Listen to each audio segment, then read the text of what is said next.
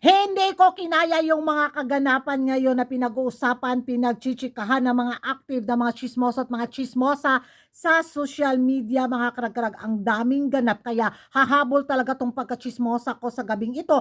Isang magandang gabi sa inyong lahat mula dito sa Lasak City.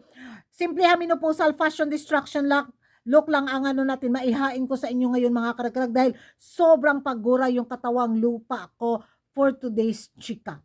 At eto na nga mga karag-karag, nilampaso ng buhay yung ano, pambato ng taga Milky Way na binigyan nila ng titulong The Queen. Kung ikukumpara daw sa pambato natin na parang burikat. So ang ending mga karag-karag, wala jud na ni Maho ang kanyang performance sa swimsuit, yung ano nila, queen na tinatawag nila. Wow, Waag yun sa mga kuan bitaw sa tumoy sa dulo ng listahan ng ano last spot sa prediction ng mga beauty pageant pages ng mga chismos at mga chismosa din. Waag yun dito ang ilang nasod. Wala yung bansa nila nakalista doon. Kahit sa mga pa-hot pics, gay langaw. Tapos kung makapanglait, murag gipang-ahak. Pastilan. Nung makita ko yung performance ng kandidata natin, bitaw, ay, gwapa siya, eh. Lami, jud kay siya. Lami, jud nga pagkababae yun. Ang ganda ng katawan, tapos grabe yung face, gwapa gyud siya, para siyang, tama nga kayo, may pagkawig siya ni Selena Selena Gomez ba, binisayon ta ni. Yung beauty niya, kahit sabihin nilang vampira ito, ada, Kerry Bangs, ay, gisik ko gyud sila. Yung mga taga Milky Way, higa pakaulaw lang jud og panaway bitaw na murag dagway burikat. Kang ilang pambato murag jud po giwakwak. So yun mga karag-karag, yung kaganapan sa Miss Intercontinental 2025 sa performance ng ano pambato natin. Pasok siya sa banga at nagagandahan din ako sa kanyang performance. Simple lang, may landi na dating at ang importante, nasiko yung pambato nila.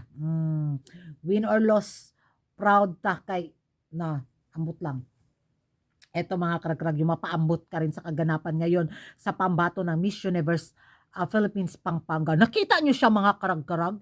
Yung half vampirang hybrid na kung saan, halaka, kabahan na yung mga comeback queen na sasabak ulit sa Miss Universe Philippines 2026. Ay, grabe yung pambato ng Pampanga. Walang halong bias na reaction vlog to mga karag-karag. Favorite ko siya sa taon na to. Nung makita ko siya, napaana na lang ko. Halaka, ang height, ang ganda, ang beauty. Tapos nung magsalita ay pastilan. Watch this.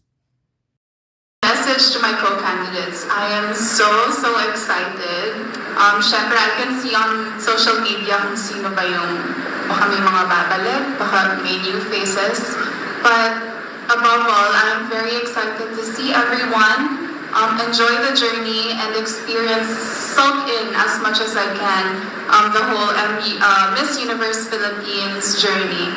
And I can't wait to see how everything unfolds. Watch out. Very interesting facts about me. I am a registered nurse. I grew up in Angeles City, and I am 6 foot tall. But right now I'm at 6'4" with my 4 inches heels.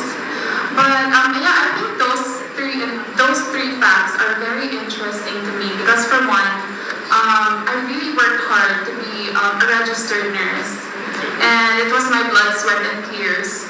So to be able to bring that background in a national pageant, I feel like that could also be my edge because I'm also planning to incorporate it with my growing advocacy and cause, which we will all hear more about that.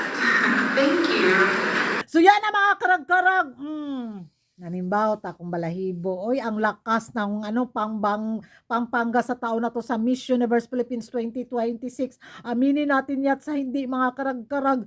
Ay nako, pag ito yung nanalo ba ay why problema? Height 6-footer. Di ba? Yung kung sakaling matuloy sa Puerto Rico, pastilan, pag ito itabi ng mga Latino, ay wala, oy, dili yun masiko. Pambato ng Pampanga, watch out. Nasa listahan. Number 1 siya ngayon sa listahan ko, ha. Hindi ko pa alam kung sino yung mga magka-comeback queen sa taon na to sa Miss Universe Philippines 2026. Nako, mag-watch out talaga sila sa Pambato ng Pampanga. Wala, ambot lang. Tadhana na lang talaga makapagsabi. Ay, pastilan, Pampanga nga naman. Ang lakas ng manok ninyo sa Miss Universe Philippines 2026. Ay, hindi ko alam kung ano na naman yung ibabato ng mga kapitbahay natin pag makita nila ito at sakaling manalo ito sa corona sa Miss Universe Philippines 2026. Magiging hanas nila kasi hindi nila mapintasan sa height kasi 6-footer. Tapos yung beauty din, gwapa gyud pod. Tapos wala sila maipintas. Communication skills ay pakak din. Ang maipintas siguro nila itong mga karag-karag, sasabihin na naman nilang half vampira na hybrid. Yan. Not pure Filipino. Kung na puro mistisa na lang yung ano daw, ipapadala natin. Ma-stress na naman sila for sure. Dahil yung pagiging ano nila, half vampira nila, wala jud. Di yun madalaguan. Kanabit ang under construction, ang dugo. Nananalaytay sa kanilang kaugatan. Mulabaw jud ang ilang pagkabatig dagway. Ewan ko sa inyo mga karag-karag kung ano yung magiging reaction nyo sa naging performance ng pambato natin sa Miss Intercontinental 2026 at ano yung magiging reaction nyo na may malakas na pambato ang Pampanga sa Miss Universe Philippines 2026. Sa tingin nyo mga karag-karag, dapat bang kabahan ang magka-comeback queen sa taon na to?